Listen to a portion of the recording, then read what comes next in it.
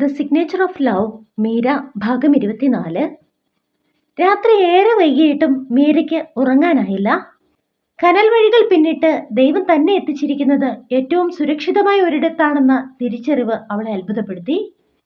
യുദ്ധത്തിന്റെ ഭീകരതയോ ഭയമോ ഇല്ലാത്ത സ്നേഹത്തിന്റെ പുതിയൊരു ലോകം. അവൾ വാത്സല്യത്തോടെ മെറിയെ നോക്കി. ആ കുഞ്ഞു മുഖത്ത് ചെറിയൊരു പുഞ്ചിരി വിടർന്നു നിൽക്കുന്നു. ആ മുഖത്തെ നിഷ്കളങ്കത നെഞ്ചിലൊരു ഭാരമായി വിങ്ങിയപ്പോൾ അവളിലെ മാതൃത്വം ഉണർന്നു. നിറഞ്ഞ സ്നേഹത്തോടെ ഒരിക്കൽ കൂടി ആ നെറ്റിയിൽ ചുംബിക്കുമ്പോൾ തനിക്കൊരു കുഞ്ഞുകൂടി പിറന്നിരിക്കുന്നത് പോലെ അവൾക്ക് തോന്നി. മീര അവളെ നെഞ്ചോട് ചേർത്തു. എല്ലാ ബാധ്യതകളും ഒഴിവാക്കി നാട്ടിൽ തന്റെ മകനോടൊപ്പം സന്തോഷത്തോടെ കഴിയുന്ന സുന്ദരമായ നാളുകളെക്കുറിച്ച് അവൾ വീണ്ടും സ്വപ്നം കണ്ട് എപ്പോഴോ ഒരു ഉറക്കത്തിലേക്ക് വഴുതി വീണു. പുലർച്ചെ ഫോൺ ബെല്ലടിക്കുന്ന ശബ്ദം കേട്ടാണ് മീര ഉണർന്നത്. നിങ്ങൾ ഒരുമിച്ചാണല്ലേ കിടന്നത്?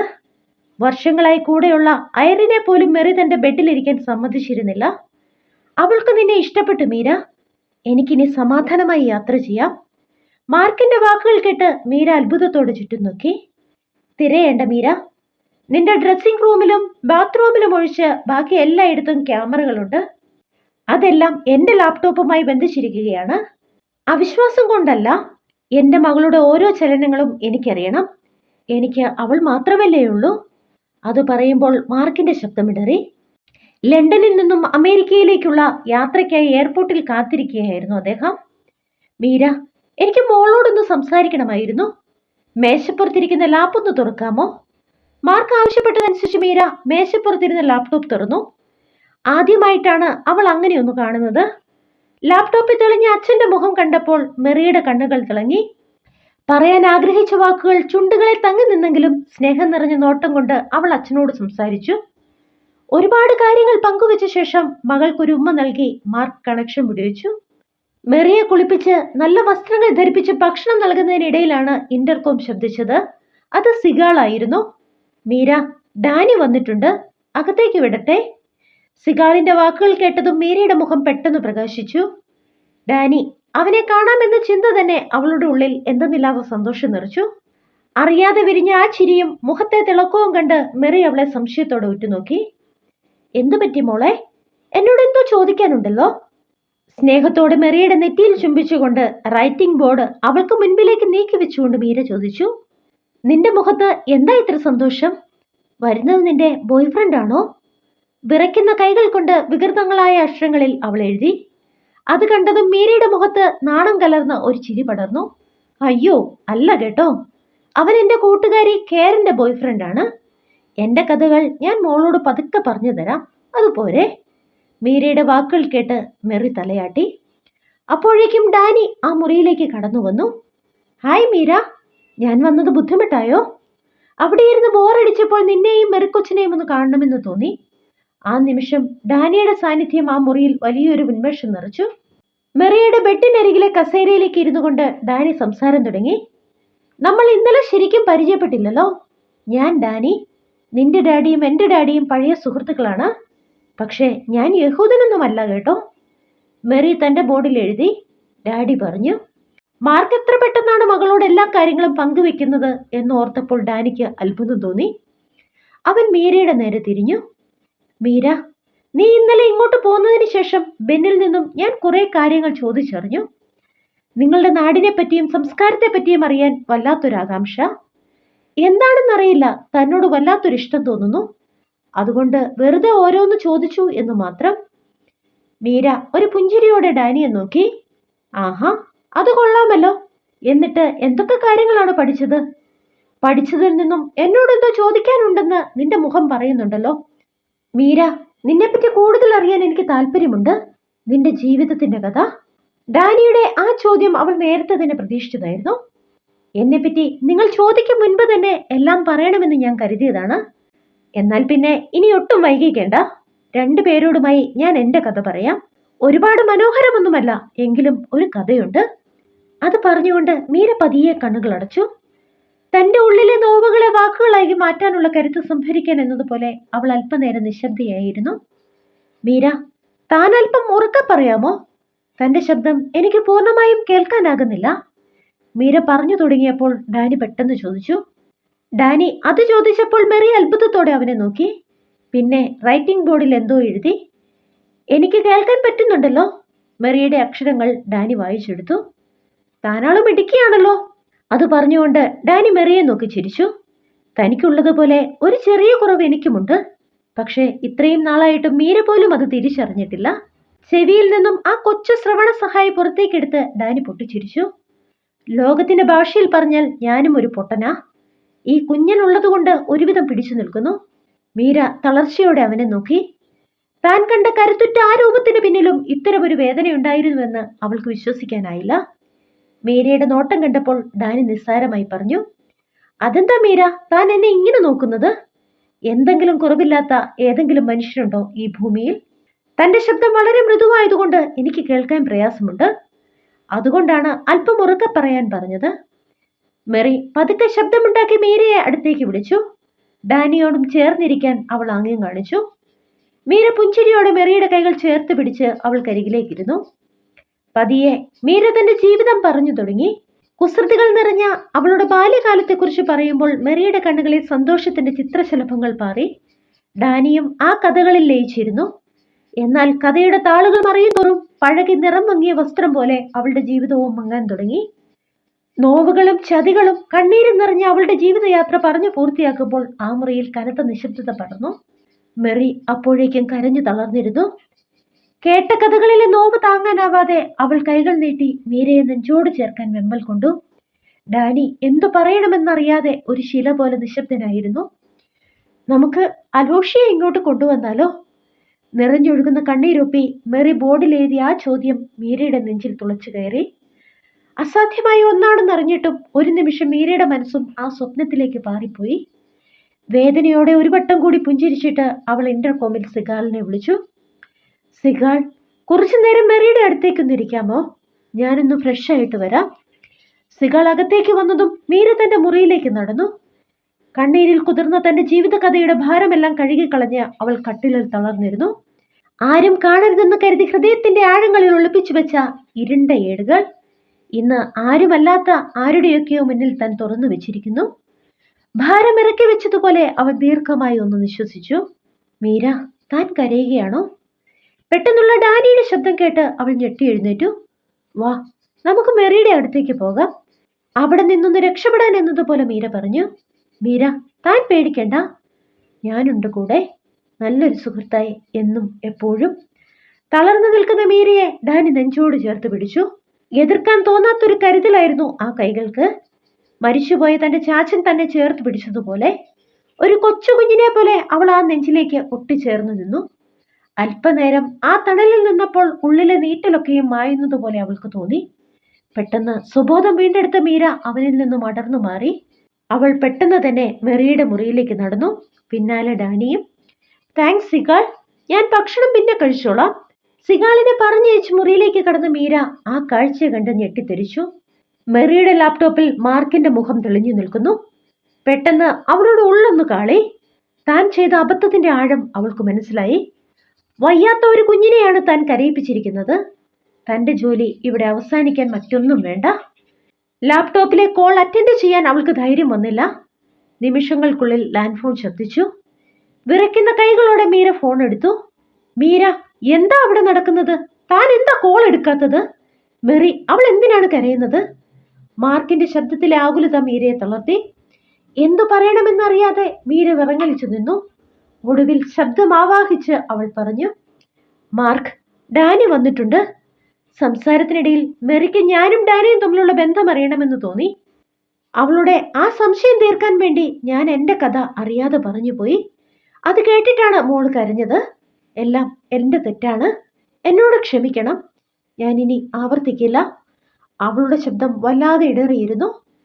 എന്നാൽ മറുവശത്തു നിന്നും മാർക്ക് പറഞ്ഞ വാക്കുകൾ മീരയെ അത്ഭുതപ്പെടുത്തി. മീര, താൻ എന്തൊക്കെയായി പറയുന്നത്? വർഷങ്ങളായി ദേഷ്യമല്ലാതെ മറ്റൊരു വികാരവും അവൾ പ്രകടിപ്പിക്കാറില്ലായിരുന്നു.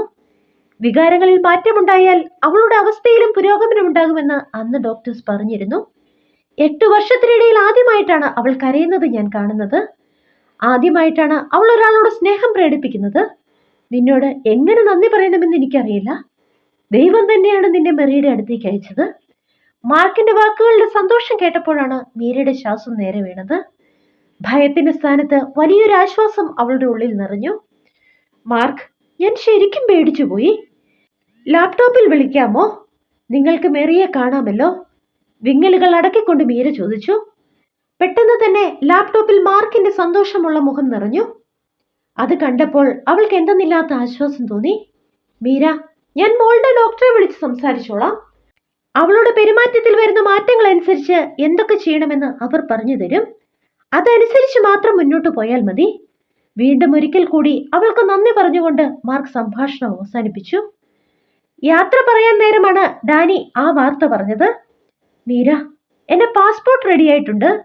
എംബസിയിൽ പോയി അത് വാങ്ങിയിട്ട് ഞാൻ നാളെ തന്നെ തിരിച്ചു പോവുകയാണ്. പക്ഷെ പേടിക്കണ്ട, ഞാൻ എത്രയും പെട്ടെന്ന് തിരിച്ചെത്തും. അത് കേട്ടപ്പോൾ മീരയുടെ നെഞ്ചിലൊരു കനൽ വന്നു വീണു. മുൻപൊരിക്കൽ കിച്ചു യാത്ര പറഞ്ഞു പോയപ്പോൾ അനുഭവിച്ച അതേ ശൂന്യത അവളുടെ ഹൃദയത്തിൽ നിറഞ്ഞു നിന്നു. മീര, ഞാൻ നിന്നെ ഒന്ന് ഹഗ് ചെയ്തോട്ടെ? പറഞ്ഞു നിൽക്കുന്ന മീരയുടെ കണ്ണുകളിലേക്ക് നോക്കി ഡാനി ചോദിച്ചു. പക്ഷെ അവളിൽ നിന്ന് യാതൊരു പ്രതികരണവുമില്ലെന്ന് കണ്ടപ്പോൾ ഒരു നിശബ്ദ നൊമ്പരത്തോടെ ഡാനി തിരിഞ്ഞു നടന്നു. അവൻ പോകുന്നത് വേദനയോടെ നോക്കിക്കിടക്കുമ്പോൾ മെറി തന്റെ റൈറ്റിംഗ് ബോർഡിൽ എഴുതി കാണിച്ചു. മീര, ഒരു ഹഗ് അതല്ലേ ഡാനി ചോദിച്ചുള്ളൂ. നിനക്കത് ചെയ്യാമായിരുന്നു. അപ്പോൾ ആ കുഞ്ഞു കണ്ണുകളും നിറഞ്ഞിരുന്നു. വിദേശത്ത് ജനിച്ചു വളർന്ന കുട്ടികൾക്ക് പ്രായത്തിൽ കവിഞ്ഞ പക്വതയുണ്ടെന്ന് മീര തിരിച്ചറിയുകയായിരുന്നു. കാര്യങ്ങൾ പെട്ടെന്ന് മനസ്സിലാക്കാനും ഉൾക്കൊള്ളാനുമുള്ള അവരുടെ കഴിവ് മീരയെ അത്ഭുതപ്പെടുത്തി. തന്റെയും ഡാനിയുടെയും ഉള്ളിലെ വികാരങ്ങളെ അത്രമേൽ ആഴത്തിൽ ആ കുഞ്ഞു മനസ്സിലാക്കിയല്ലോ. അതോർത്തപ്പോൾ മീരയുടെ ഉള്ളൊന്നു തകർന്നു. ഡാനി പോയതോടെ മീരയുടെ ഉള്ളിൽ വലിയൊരു യുദ്ധം തന്നെ തുടങ്ങി. ഡാനി, അവൻ കേറിൻ്റെതാണ് മീര. നിനക്ക് എന്താണ് പറ്റിയത്? കിച്ചുവിനെ നീ ഇത്ര വേഗം മറന്നോ? ഉള്ളിലിരുന്ന് ആരോ അവളെ പരിഹസിക്കുന്നത് പോലെ അവൾക്ക് തോന്നി. എന്നാൽ അവളുടെ മനസാക്ഷി അതിനെ ചോദ്യം ചെയ്തു. ഞാൻ എന്ത് തെറ്റാണ് ചെയ്തത്? എന്റെ കിച്ചുവിനെ ഞാൻ ജീവനായി സ്നേഹിച്ചു. അവന്റെ പേരിൽ ഒരു ജന്മം മുഴുവൻ അനുഭവിക്കാനുള്ള ശിക്ഷ ഞാൻ അനുഭവിച്ചു കഴിഞ്ഞു. എന്നെ ഉപേക്ഷിച്ചു പോയ ഒരാൾക്ക് വേണ്ടി ഇത്ര കാലം കാത്തിരുന്നത് തന്നെ വലിയ കാര്യം. പക്ഷെ എനിക്ക് ഡാനിയോട് തോന്നുന്നത് എന്താണെന്ന് വിവേചിച്ചറിയാൻ എനിക്ക് സാധിക്കുന്നില്ല. അവളുടെ ഉള്ളിൽ ആത്മസംഘർഷങ്ങൾ നിറഞ്ഞു. പിന്നീടുള്ള ദിവസങ്ങൾ തിരക്കിൻ്റെതായിരുന്നു. മാർക്ക് ഏർപ്പാടാക്കിയ ഡോക്ടേഴ്സും വിവിധ തെറാപ്പിസ്റ്റുകളും മെറിയിൽ വലിയ മാറ്റങ്ങൾ വരുത്തി. അവൾ ചികിത്സയോട് പൂർണ്ണമായി സഹകരിച്ചു. അവളുടെ അമ്മ വിളിക്കുമ്പോൾ മെറി കാണിച്ചിരുന്ന വിമുഖത മീരയെ വേദനിപ്പിച്ചെങ്കിലും അവൾ മെറിയെ ചേർത്ത് പിടിച്ചു. ഒരു ദിവസം സിഗാൾ പറഞ്ഞു, മീര, ഇവിടെ അടുത്ത് ചില ഇന്ത്യക്കാർ താമസിക്കുന്നുണ്ട്. നിനക്ക് വേണമെങ്കിൽ അവരെ പോയി കാണാം. ഏയ്, അതിന്റെ ആവശ്യമൊന്നുമില്ല സിഗാൾ. എന്നെ പറ്റി ആരോടും പറയുകയും വേണ്ട. ആൽബിയോടുള്ള ഭയം ഉള്ളിൽ നിറഞ്ഞു നിൽക്കുന്നത് കൊണ്ട് മീര വിലക്കി. പക്ഷേ സിഗാളിന്റെ അടുത്ത മറുപടി മീരയെ തകർത്തു കളഞ്ഞു. അതെന്താ മീര അങ്ങനെ? ഞാൻ ഇന്ന് ആൽബർട്ട് എന്ന് പറയുന്ന ഒരാളെ കണ്ടു. വലിയ മാന്യനാണ്. ഞാൻ അയാളോട് നിന്നെപ്പറ്റി സംസാരിച്ചു. നിന്നെ കാണാൻ അയാൾക്ക് നല്ല താല്പര്യമുണ്ട്. ഭയം മീരയെ വരിഞ്ഞു മുറുക്കി. അന്ന് വൈകിട്ട് ബെന്നിനെ കണ്ടപ്പോൾ അവൾ കരഞ്ഞുപോയി. ബെൻ, ആൽബർട്ട് ഇവിടെ തന്നെയുണ്ട്. അയാൾ എന്നെ കണ്ടെത്തി കഴിഞ്ഞു. എനിക്കിവിടെ നിന്നും എത്രയും പെട്ടെന്ന് പോകണം, അവൾ തേങ്ങലോടെ പറഞ്ഞു. മീര, ഭയം ഒന്നിനും ഒരു പരിഹാരമല്ല. നീ ഇവിടേക്ക് വന്നത് നിന്റെ ലക്ഷ്യങ്ങൾ പൂർത്തിയാക്കാനാണ്. ആൽബിയോ അവന്റെ നിഴലോ നിന്നെ തൊടാൻ ഞാൻ സമ്മതിക്കില്ല, ബെൻ അവളെ സമാധാനിപ്പിച്ചുകൊണ്ട് പറഞ്ഞു. മീര, ഞാൻ വന്നത് മറ്റൊരു പ്രധാന കാര്യം പറയാനാണ്. നമ്മുടെ കേരൻ, അവൾ തിരിച്ചു വന്നു. ആ വാക്കുകൾ പറയുമ്പോൾ ബെന്നിന്റെ മുഖത്തെ സങ്കടം കണ്ടപ്പോൾ മീരയുടെ നെഞ്ചൊന്ന് കാളി. തട്ടിക്കൊണ്ടുപോയ പെൺകുട്ടികൾ അനുഭവിക്കുന്ന ക്രൂരതകൾ അവളുടെ മനസ്സിലേക്ക് വന്നു. എന്നിട്ട് കേരൻ അവളെവിടെ? അവൾക്ക് എങ്ങനെയുണ്ട് ബെൻ? അവളെ അവർ ഉപദ്രവിച്ചോ? മീരയുടെ ആകുലത കണ്ടപ്പോൾ കാര്യങ്ങൾ മെറിയറിയാതിരിക്കാൻ ബെൻ ശബ്ദം താഴ്ത്തി. മീര, നിനക്ക് കുറച്ചു നേരം എന്റെ കൂടെ പുറത്തേക്ക് വരാമോ? നമുക്ക് സംസാരിക്കാം. മോളെ, ഞാൻ ഇപ്പോൾ വരാം. എനിക്ക് ഡാനിയെ പറ്റി ചിലത് അറിയാനുണ്ട്. പറ്റിയാൽ അവന്റെ നമ്പരും വാങ്ങണം. നീ പറഞ്ഞതുപോലെ അവനെ ഒന്ന് ഹഗ് ചെയ്യാമായിരുന്നു എന്ന് എനിക്കും തോന്നുന്നു. മീര മെറിയുടെ അരികിലേക്ക് ചെന്ന് കാതിൽ സ്വകാര്യം പറഞ്ഞു. അത് കേട്ടപ്പോൾ മെറിയുടെ മുഖത്ത് ഒരു കുസൃതി ചിരി മിന്നി പറഞ്ഞു. അവൾ തലയാട്ടി സമ്മതം മൂളി. മീര ബെന്നിനോടൊപ്പം പുറത്തേക്ക് നടന്നു. കേരന്റെ അവസ്ഥയെക്കുറിച്ചുള്ള ഭയവും ആൽബിയെക്കുറിച്ചുള്ള പേടിയും അവളുടെ ഹൃദയത്തിൽ ഒരുപോലെ വിങ്ങുന്നുണ്ടായിരുന്നു. മീര, നമ്മുടെ കേരൻ, അവൾ വേദനകളില്ലാത്ത ലോകത്തേക്ക് പോയി. ബെന്നിന്റെ ആ വാക്കുകൾ മീരയുടെ കാതുകളിൽ ഇടുത്തി പോലെയാണ് പതിച്ചത്. ഞങ്ങൾ അവളെ കണ്ടെത്താൻ ആവതും ശ്രമിച്ചതാണ് മീര. പക്ഷെ ജീവനില്ലാത്ത എന്റെ പെങ്ങളുടെ ശരീരം മാത്രമാണ് ഞങ്ങൾക്ക് കിട്ടിയത്. അതൊരു കണക്കിന് നന്നായി.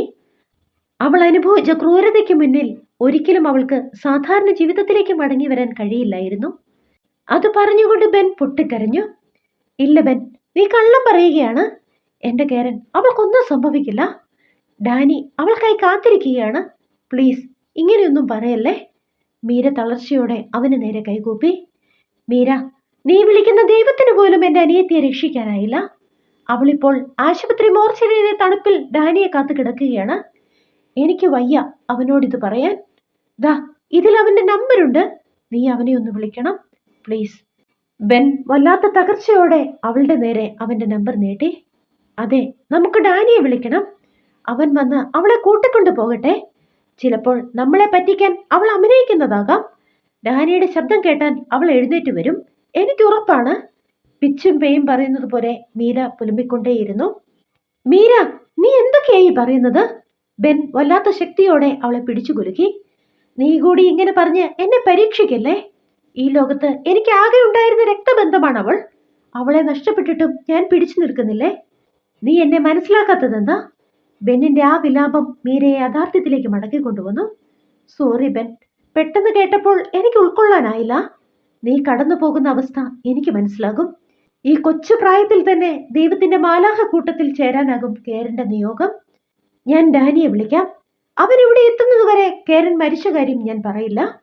ഉറച്ച തീരുമാനത്തോടെ മീര ഫോൺ എടുത്തു. ഡാനി. മറുവശത്ത് കോൾ അറ്റൻഡ് ചെയ്തപ്പോൾ മീര ശാന്തതയോട് ചോദിച്ചു. നിമിഷങ്ങളോളം മറുവശം നിശബ്ദമായിരുന്നു. മീര, തനിക്ക് എവിടുന്നാ എന്റെ നമ്പർ കിട്ടിയത്?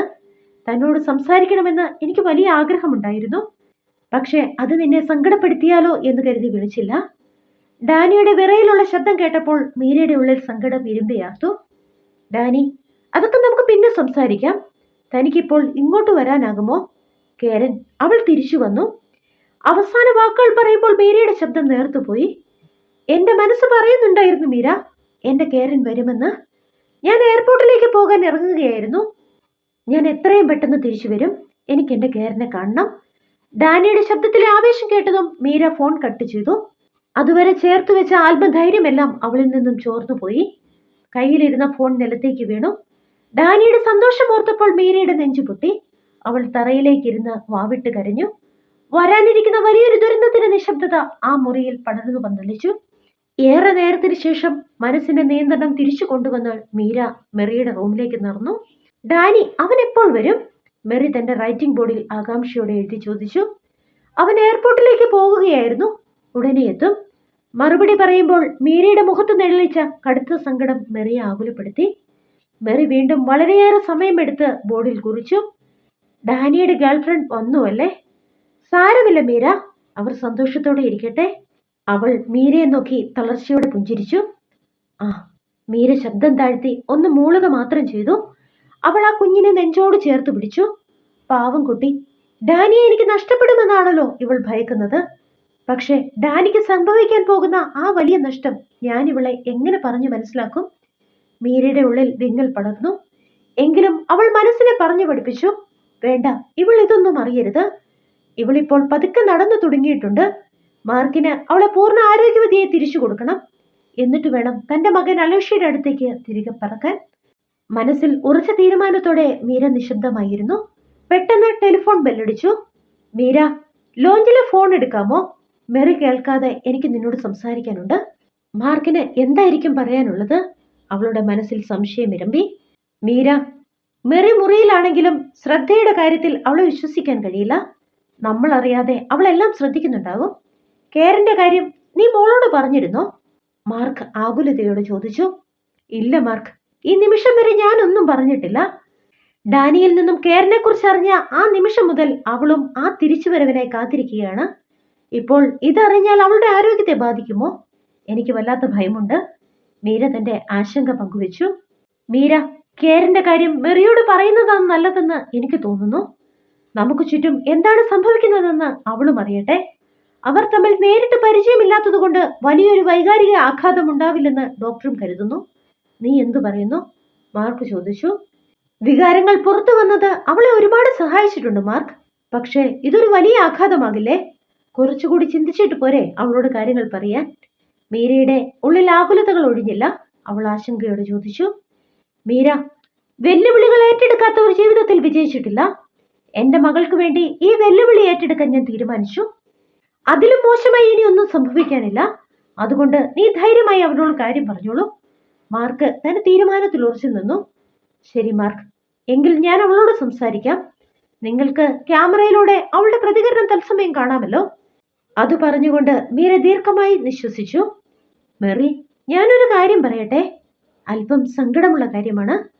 മെറിയുടെ അരികിലിരുന്ന് അവളുടെ കൈകൾ തന്റെ കൈകൾക്കുള്ളിലാക്കി മീര പതുക്കെ പറഞ്ഞു തുടങ്ങി. താൻ പറയാൻ പോകുന്ന വാർത്ത ആ കുഞ്ഞിനെ എങ്ങനെ ബാധിക്കുമെന്ന ആദി മീരയുടെ വാക്കുകളിൽ വിറയലായി പടർന്നു. കണ്ണടച്ച് കിടക്കുകയായിരുന്ന മെറി പെട്ടെന്ന് കണ്ണുകൾ തുറന്നു. മീരയുടെ മുഖത്തെ സങ്കടവും വിറയലും അവൾ നിശബ്ദമായി അളന്നു. എന്നിട്ട് വിറയ്ക്കുന്ന കൈകളോടെ റൈറ്റിംഗ് ബോർഡിൽ അവൾ ആ ചോദ്യം കുറിച്ചു. അത് കണ്ട മീരയുടെ ശ്വാസം ഒരു നിമിഷത്തേക്ക് നിലച്ചുപോയി. മീര, കേരൻ, അവൾ മരിച്ചുവല്ലേ? താൻ പറയാൻ വന്ന വാക്കുകളിൽ വെമ്പൽ കൊണ്ട ആ കഠിന സത്യത്തെ മെറി എത്ര നിസ്സാരമായി മനസ്സിലാക്കിയിരിക്കുന്നു. ശരീരം തളർന്നവന്റെ മനസ്സിന് അദൃശ്യമായ ചില കരുത്തുകൾ ഉണ്ടെന്ന് മീര അപ്പോഴാണ് തിരിച്ചറിഞ്ഞത്. പുറം ലോകത്തെ വാർത്തകൾ ആ മുറിയിലെ ചുവരുകൾ ഭേദിച്ച് അവളുടെ ആത്മാവിലേക്ക് പതിക്കുന്നുണ്ടായിരുന്നു. മെറി, നീ എങ്ങനെയാ ഇതറിഞ്ഞത്? മീരയുടെ ചോദ്യം നേർത്തൊരു വിതുമ്പലായി പുറത്തേക്ക് വന്നു. മെറി ആ ചോദ്യത്തിന് ഉത്തരം നൽകിയില്ല. ഉള്ളിലെ നോവ് മീരയിൽ നിന്നും മറച്ചു വെച്ചുകൊണ്ട് അവൾ മറുപുറം തിരിഞ്ഞു കിടന്നു. ആ മുറിയിലെ തണുപ്പിന് അപ്പോൾ മരണത്തിന്റെ ഗന്ധമായിരുന്നു. രാത്രിയുടെ നിശബ്ദതയിൽ മീര മയക്കത്തിലേക്ക് വീഴുകയായിരുന്നു. പെട്ടെന്നാണ് നേർത്തൊരു ശബ്ദം കേട്ടത്. മീര. അതൊരു തോന്നലാണെന്ന് കരുതി അവൾ വീണ്ടും കണ്ണുകൾ അടച്ചു.